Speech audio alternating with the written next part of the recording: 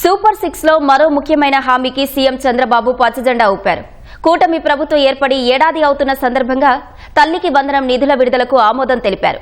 గురువారం నుంచి 67 లక్షల మందికి తల్లికి వందనం పథకం నిధులు వారి ఖాతాలో ప్రభుత్వం జమ చేయనుంది.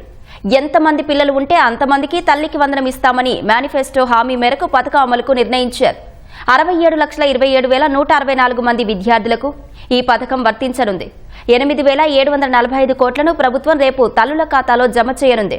1వ తరగతిలో అడ్మిషన్ పొందే పిల్లలు, ఇంటర్ ఫస్ట్ ఇయర్లో చేరే విద్యార్థులకు కూడా తల్లికి వందనం అమలు చేయనుంది. అడ్మిషన్లు పూర్తయి డేటా అందుబాటులోకి రాగానే ఆ విద్యార్థుల తల్లుల ఖాతాలో నిధులు జమ చేయనున్నారు. సచివాలయంలో మంత్రి నారా లోకేష్తో కలిసి సమీక్ష నిర్వహించిన సీఎం ఈ మేరకు కీలక నిర్ణయాలు తీసుకున్నారు.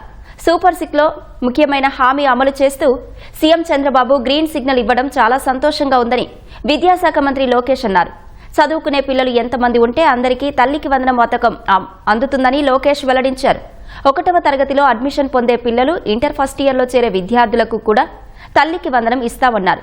సూపర్ 6 హామీల్లో ఇప్పటికే పింఛన్ల పెంపు, అన్నా క్యాంటీన్, మెగా డిఎస్సి, దీపం 2 పథకాలు అమలు చేసిన కూటమి ప్రభుత్వం తల్లికి వందనం అమలుతో ముఖ్యమైన మరో హామీ నెరవేర్చుతుందని లోకేష్ అన్నారు.